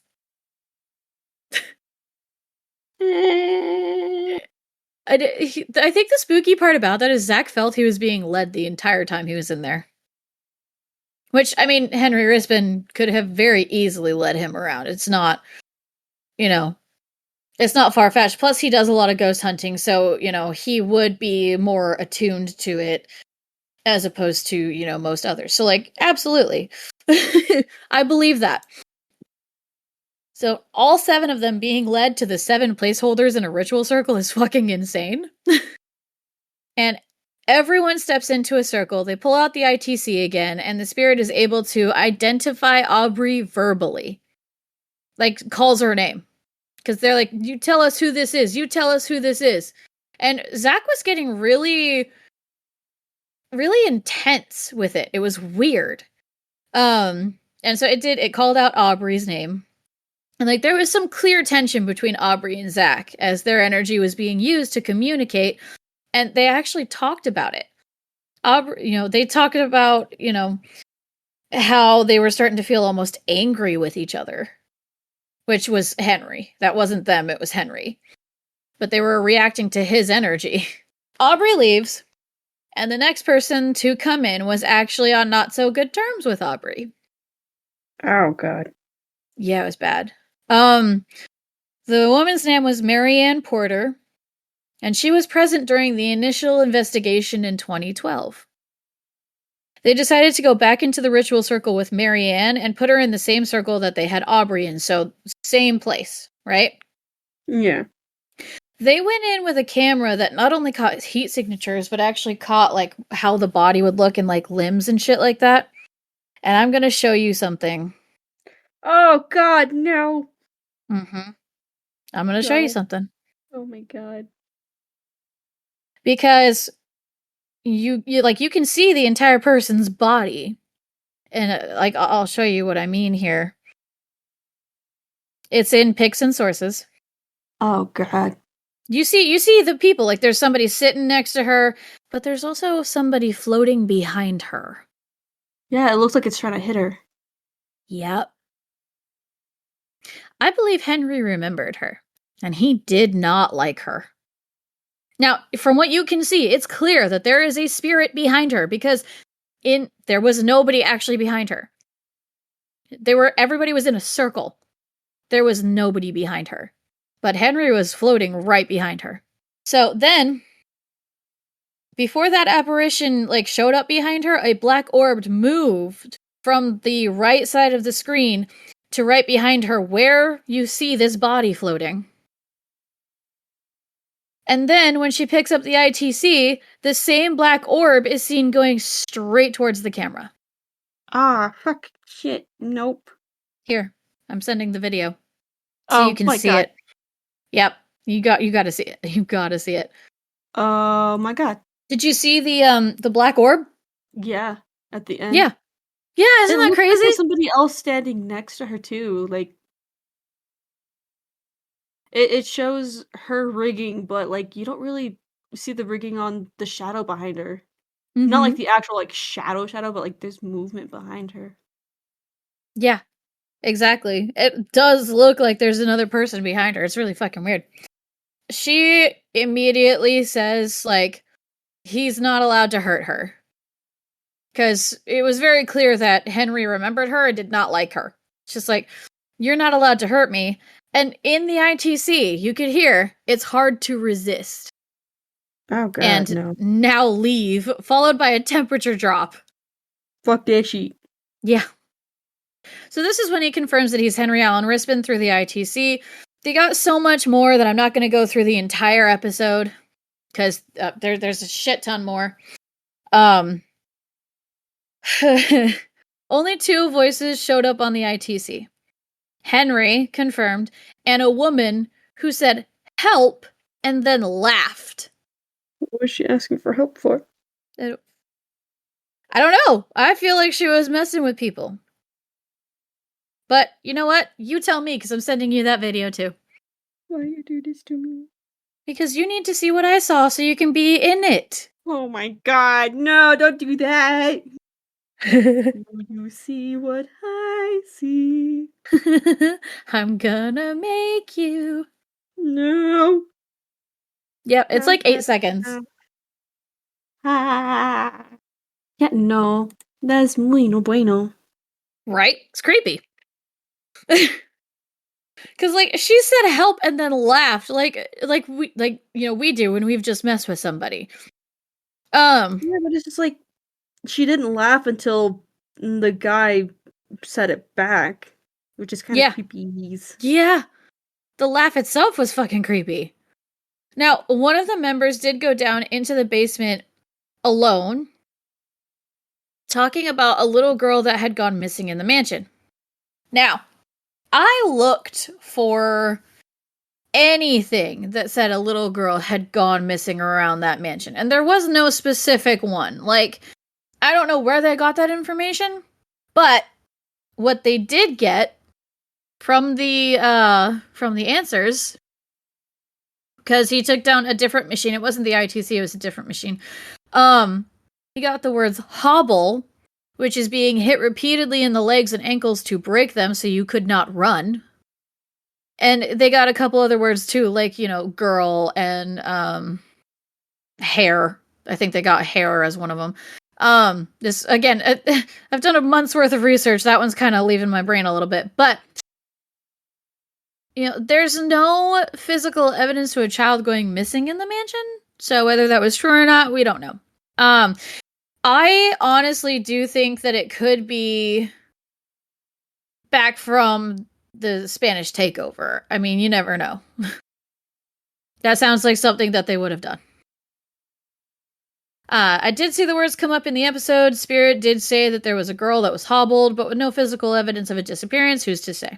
And hobbling is a very old practice. Like, didn't they use that for minors because they were afraid that they were going to, like, try and escape and leave? Uh-huh. That's why I'm thinking that might have been, like, from a long time ago. But, again, it's speculation, because I don't know. I don't know what the spirits were saying, per se. I just know that the words popped up on the screen, because he didn't bring down the ITC, he brought down a different machine that actually, like, would pick up words, and they would show on the screen, and I was like, oh god, okay. So, like, given the history of the place, I don't think it was talking about a girl from recent years. I do believe that was probably when the Spanish took over and basically just decimated those that refused to reform. They could have easily hobbled somebody. It fits with the time. They were killing people just because they didn't want to believe in their god.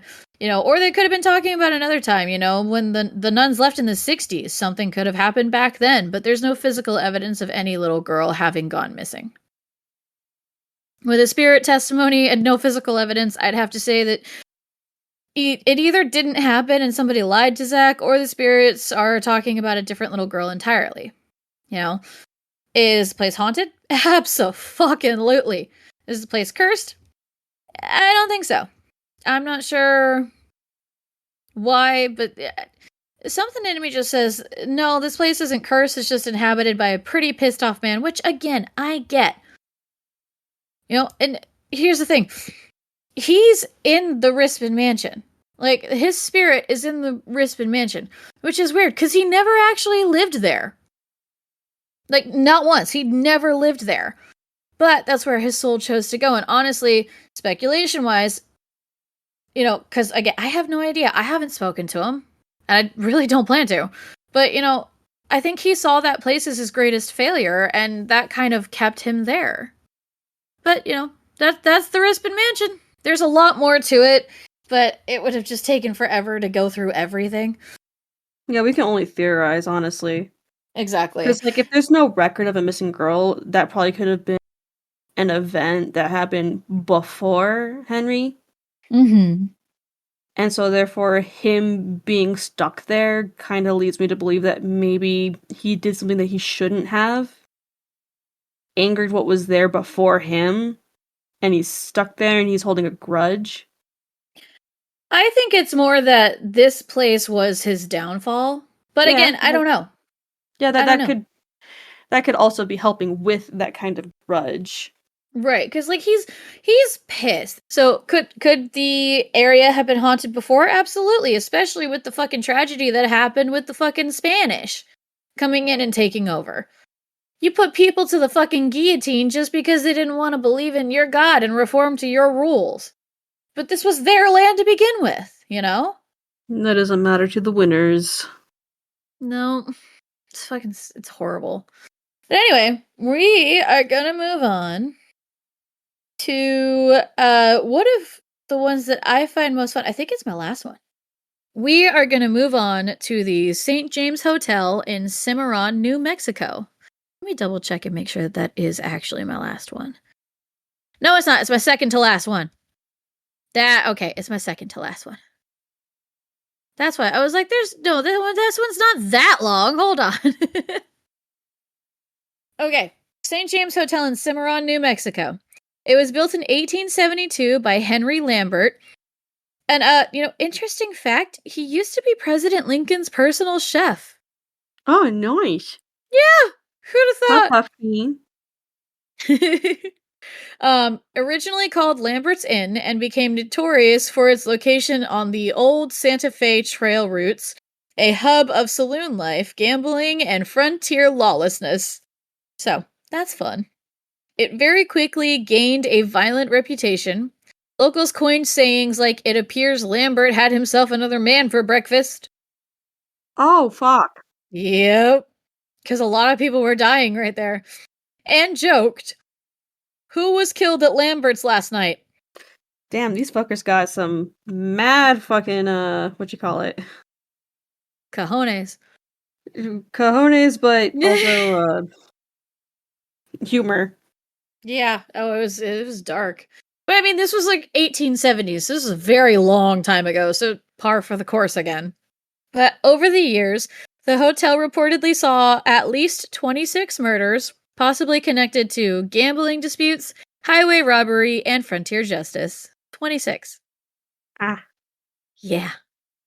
Davy Crockett actually fired into and killed 3 Buffalo soldiers inside the hotel's bar in March of 1876 after a drunken dispute. Okay. Chunk Colbert, his name is Chunk, don't ask me why. Do the truffle shuffle. Chunk Colbert killed Charles Morris for infidelity in May of 1872.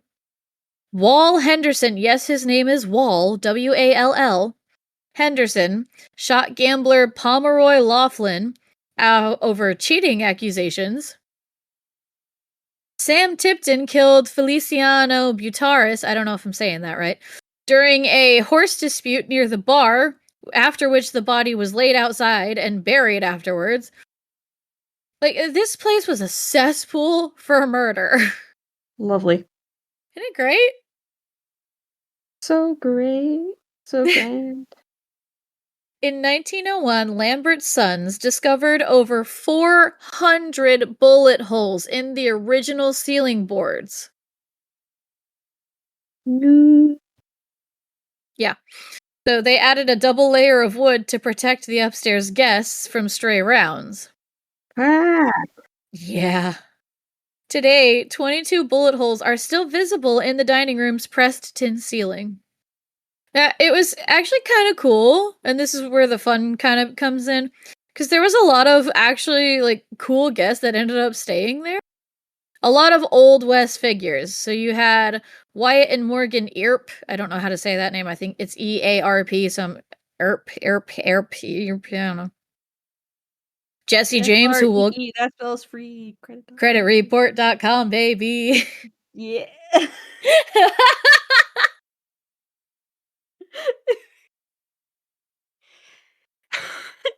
Sorry, Well, the way that you said it triggered I it. know. It's okay. It's okay. It's okay. It's all right. We're still there.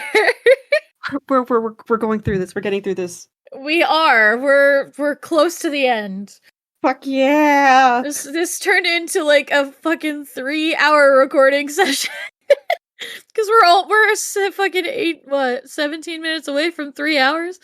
Anyway, doesn't matter. Dude, We're having fun. 4 hours for this shit. I didn't know how long I was gonna run for. Yeah, it's all good. We're having fun. So Jesse James was there, who we'll get into. Buffalo Bill Jesse Cody. and James! Team Rocket's blasting off again! Did I tell you that I actually have a D&D campaign right now where myself and my sister's girlfriend play Jesse and James, and we're both Tabaxi druids? Oh, I fucking love it. It's dumb. But anyway, okay, so yes, Jesse James, who we'll get into, Buffalo Bill Cody, Bat Masterson, Billy the Kid, Lou Wallace, and Zane Grey all ended up guests there. Like, there are more, but I didn't want to get into a bunch of names because we're here for the ghosties. There is an angry man in room 14. It was long considered one of the most haunted rooms and is said to host the spirit of a violent man. Guests have reported hearing ghostly conversations between a couple, cold spots, and violent energy that staff sometimes find unsafe. Many people speculate that this violent entity is Jesse James, the infamous outlaw that stayed in room 14 several times. He always signed the hotel register under his alias R.H. Howard. Sam, the murdered salesman, is another spirit that is believed to be stuck at the hotel. He's a salesman who, after a winning night of gambling, was murdered in his sleep. Isn't that fun? It's never nice to die in your sleep. Well, I mean, at least it was painless. You can only assume. What if he Yeah, was having that's a true. nightmare? Oh, well, that would suck. Yeah. He is said to walls with a limp, causing disturbances, especially near the bar and guest rooms. So he must have won quite a bit, came in and killed him in his sleep and took his money, which is fucked up. Then you have young Jimmy. It's the ghost of a young boy seen near the front desk or back corridors, and he's known for playing pranks like overturning cups and playing tricks, including a phenomenon where knocking on the elevator doors yields 3 knocks in return. So, like, if you knocked on the elevator 3 times, he would knock 3 times. Guests had said that the smoke detector alarms would trigger for no reason. Some mentioned sleep paralysis, voices that grow louder at night, and the inability to move or speak as though something is holding them back. Paralyzing dreams, cold drafts, slamming doors, appliances turning off and on without explanation, especially during storms or late night hours. Now, room 17 also houses at least one spirit. It's referred to as Mary's room, which is named after Mary Elizabeth Lambert, who is the wife of the hotel founder, Henry Lambert. Room 17 seems to be considered the epicenter of sightings for her spirit. They can smell her perfume. It's a rose scent that is so intense it makes people cough, and then leaves no trace of the source. People have described seeing a transparent woman in period clothing at the foot of the bed, or glimpses in hallways and mirrors, which, no thank you. Hell no. Yeah. Hail to the fuck no. Yeah, no mirrors, thank you. I don't even like looking at myself in the mirror. Exactly, I don't want to see somebody else in my reflection. Oh my god. It's so creepy! No, thanks you. Yep. Reports also include tapping noises near windows, sometimes ceasing only when the window is closed. And, you know, here's the thing. I have a closet, and it, like, obviously I have a closet, but it has a light inside it. As long as if you're not in the closet, it's fine. No, I'm out and proudly bi. We're good. No, so, sometimes I would forget and leave my light on. And I used to have my my grandfather's and my great nana's necklaces. Now, my grandfather had a huge silver cross necklace, and my great nana had a gold cross necklace, and I put them together because that was his mother, and my mother had given them to me. So I put them together, and I used to have them in my closet in like on a shelf. There it is. Couldn't figure out the word. On a shelf? Yeah, it was on a shelf. And if I would leave the light on, they would knock on the door to remind me to turn the light off. And it freaked me out. Hey, sweetheart, you're wasting electricity. Pretty much. It was like, hey, you forgot to turn this off. And I would like look and I'd be like, thank you. Again, this was like before I was used to having interactions with spirits every fucking day. So I was like, it freaked me out because it would happen at night usually because I'd forget, the light's on during the day and I can't see it because all my other lights are on. It's bright out or whatever, so like I can't see it. And so light, it's nighttime. I turn my light off. I don't realize that the light's on, and then I get a fucking knock at my closet door. I'm like, ah! It scared the shit out of me. It was harmless. I mean, it was just them letting me know that my light was on, but I was like, fuck! That was like my little, windows.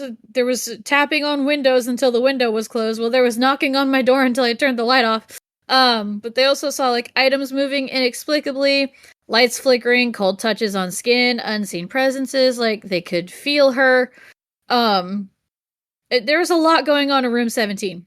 Right next to it, room 18 is locked.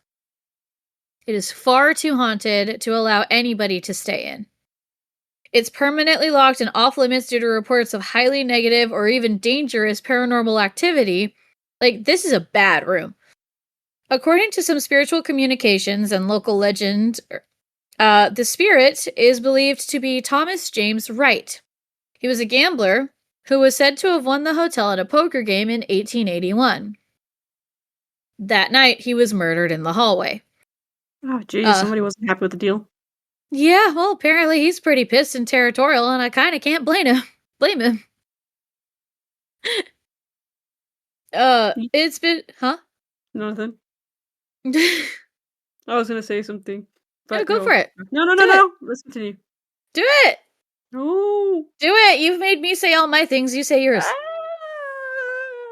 Do it. You. Just like you're forgiving of a lot of things today. That was it. You're forgiving of a lot of things. I mean, I would be fucking pissed if I won the hotel and then got murdered for it. You know who you're dealing with. Don't get into shady deals with assholes, because pretty much. I mean, here's the thing. I don't approve of him being negative or violent or anything like that. Like that, I don't forgive. I forgive you being angry. I don't forgive the actions you took beyond that. So, get a therapist. Get help. Seriously. So, it's been reported that there were disembodied male voices heard through the locked door. The phrase, "leave me alone," has been heard more than once, which, valid. I want to be left alone 90% of the time, too. Yeah. There were electromagnetic spikes, floating orange lights, and there's even been physical aggression towards staff, including being pushed down the stairs, which we just talked about being kicked down the stairs with the Rispin Mansion. What is with freaking ghost obsession with pushing people down the stairs? They just want to see how they ragdoll. I guess so. I mean, are you trying to create a bit? Like, you guys are old-timey, you're trying to create an old-timey bit? Like, fuck off. Get a new bit. It's rude. Okay, so here's the thing. Apparently, according to the actual historical census, records show that he lived past the alleged death date. So if it wasn't him, then who was it? Because if it wasn't Thomas James Wright, who was it? Who is in room 18? That's fucking weird. Who's in that room right now claiming to be him? The person that shot him. Oh, that'd be fucked. But then again, he didn't die in the hotel. He died after that. The shooter or the guy? No, the James or Thomas James Wright. The shooter or the guy? That's the guy. Okay. I was Yeah. saying the shooter. Maybe it's the shooter claiming that he's the guy. I don't know, maybe. But, there's also reports of phantom shots, shadow figures. Sometimes they'll smell a puff of cigar smoke, cowboy apparitions, having the sensation of being watched when no one's around. In 2002, a member of staff actually heard a high-pitched shriek in the lobby with no one nearby. Guess Oh, that would fuck with me. No, yeah. that would really fucking fuck with me. Yeah, hearing somebody, like, fucking shrieking like that, like they're terrified. You see, here's the thing, okay? I could be almost alone in a giant fucking warehouse of a room that is a room that leads into another room that leads into another room. Okay? I will be 3 rooms away from my sister, and she'll just whisper my name, and I'll fucking hear it, and I'll just belt out, "What the fuck do you want?" And then having her Interesting. tell me, "Oh, I whispered that, and I was across the room." Freaking her out and freaking me out. Shit! I You have can't do intense that. hearing. I can hear a dog whistle. Eh. Yeah, imagine my surprise having a fucking family dinner and the women in my dad's side of the family and my mom are just like, "Oh, I wonder if dog whistle will work. Like, I got it, but I haven't tried it yet because I haven't to, but does it work?" And as soon as they fucking activate it, they fucking blow on it or whatever, I hide. I just, like, basically, like, drop to the floor and I start hiding under the table. Like, "What is that? What is that?" Damn. I can't do noises, okay? It hits different for me, and I realize that now. I can hear when somebody has accidentally left the gas on the stove. Interesting. Okay. I can't do that bullshit of like, somebody shouting behind me sends an electrical shock so visceral up my spine, it locks up the muscles in my back. Ooh. And I'm Ouch. practically just, like, paralyzed until either the person stops or until I fucking recover. Whichever one comes first. Damn. It sucks ass. Yeah, that's kind of intense, dude. I'm sorry. So, when Leo's over there just, like, talking to the microphone, it's, like, kinda like the equivalent of somebody shouting like, behind me, and it kinda, like, locks up my muscles, and it's just like, I'm just slouching, resting comfortably in my chair, and all of a sudden, ramrod straight. Ah! Oh, I'm sorry. That sucks. Okay. I mean, like, he Damn. has a nice voice. I'll give him that. He does have a Yeah. it's not conducive with me, though. Fair enough. It hurts. I'm sorry. It's okay. Leo kind of understands. It's really hard for me to explain sometimes, Hmm. but, like, yeah, he understands. He doesn't do it as often. Yeah. Which is good. The last time he did it, I was, in my chair, and he did it, and then I stiffened up, and I face planted into the floor. Oh.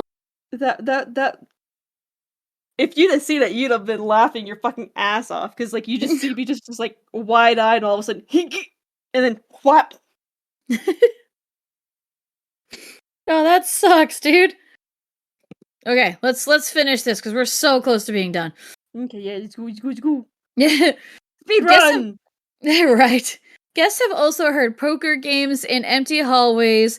Part of a tale known as the Phantom Poker Game. This is actually a story, and it comes from an eyewitness account. The person's name was Tom Jenkins. He was a payphone installer who stayed at the hotel in the late 1980s.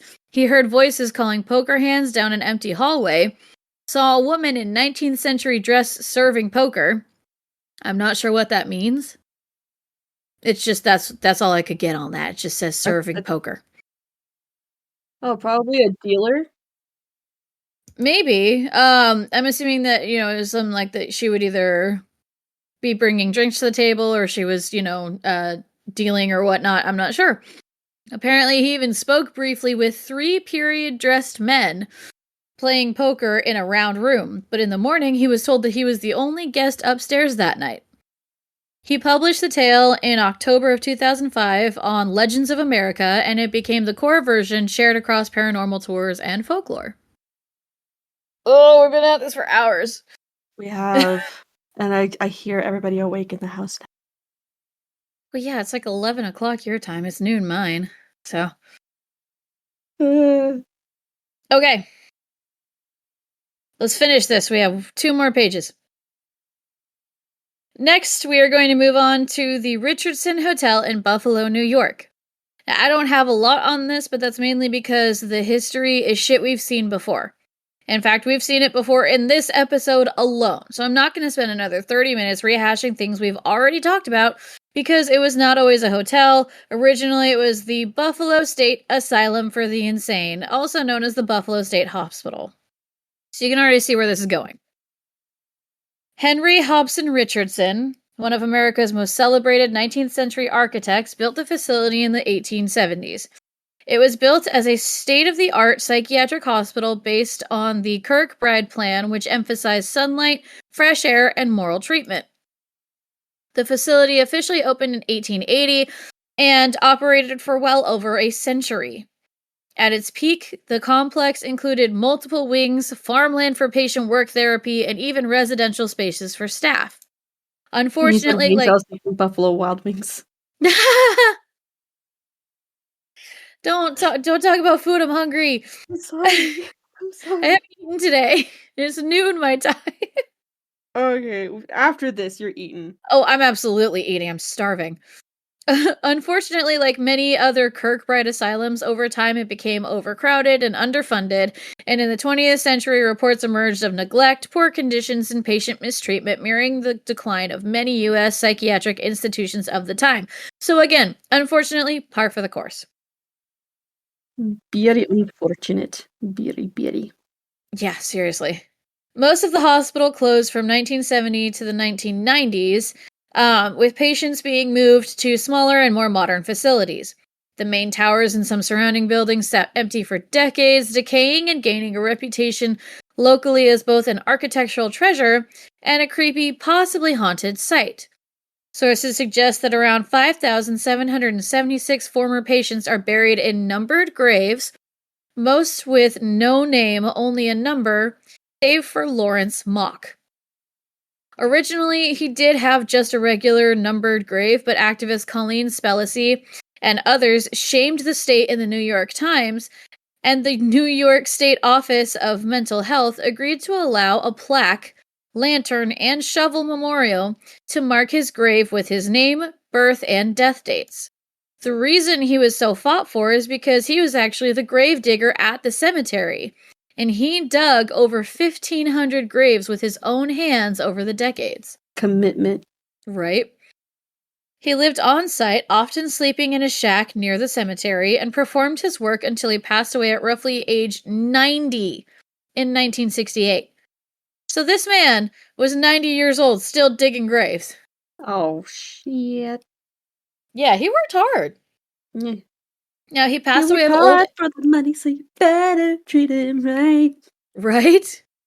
Now, he passed away of old age, but most of these patients didn't. Like I said, early years of treatments were moral, and they were given fresh air, structured routines. They had creative therapies like music therapy and work therapy, things that were genuinely meant to help people in this asylum. But as time passed, the facility became severely overcrowded. It was originally designed for 600 patients, but by 1950, it housed up to 2,766 patients, leading to strained resources and elevated death rates, which... I don't know how many times I can say this, par for the fucking course. It's a literal pattern. I mean, it's literally what happened in the times. And we're seeing this with so many other things, not only in this episode alone, but in past episodes as well. It's all the same. And it sucks, but it's all the same. The Richardson Hotel actually only opened in April of 2023, so just 2 years ago, after extensive restoration efforts.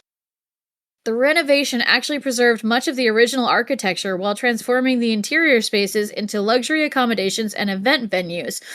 Other portions of the site are actually now used by cultural organizations and as office space.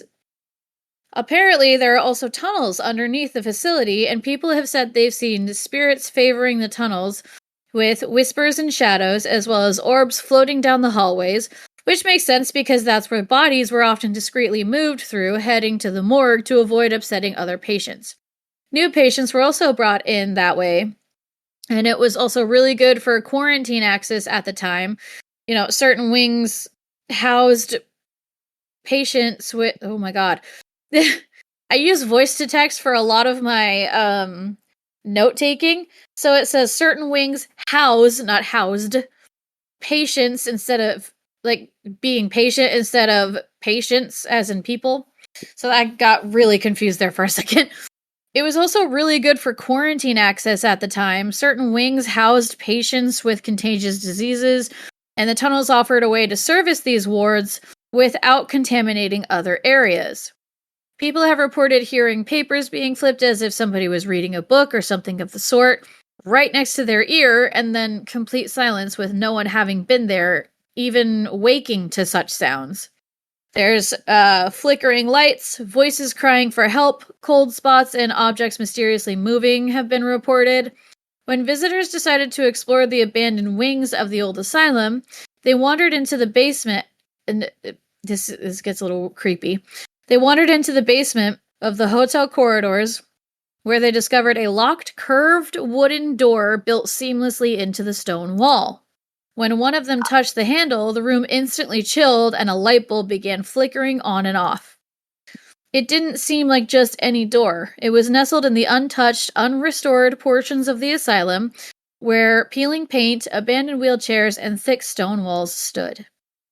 The hotel tries to avoid playing into the ghost narratives, and they're actually in partnership with local mental health groups. They actively discourage ghost hunting, opting for respectful storytelling of the site's architectural and therapeutic history instead, which I thought was kind of cool to add. Also, it's featured in the Outlast game. I've never played Outlast. I haven't either. But I'm serious. I'm serious too. I found it hilarious. It's like both of us is like, yeah, it's in Outlast. I haven't played. Me neither. No. But I did see, like, I watched some playthrough and saw that it was actually featured in the Outlast game as that abandoned place, so, or one of them, and yeah, so I was like, okay, that's interesting. But that's it, y'all. I did more research, but they weren't necessarily haunting, so, you know, I have all that elsewhere for a new episode. I already told you I'm already 5 pages into, so, you know, I've worked on that for so long. I'm glad I finally got the ghosties for our phobos. They deserve better than what I gave in the last episode. Okay, I hope y'all agree. Fuck. Take 2, marker. What? Take 2, marker. I hope I creeped y'all out. Okay, love you, bye. Bye. Okay, well, if you want to find us on Facebook, we're Sisters of the Macabre. You want to send us an email, that's sistersofthemacabrepodcast@gmail.com. You want to find us on Instagram, it's SOTM Podcast 1. I'm Jynx. I'm clueless. We don't have Snaxx, and we're out of here. I'm cueing the intro because I'm not getting yelled at today. Okay, bye! Outro! Aw. Right? It's cueing the outro. Yeah, cue the outro!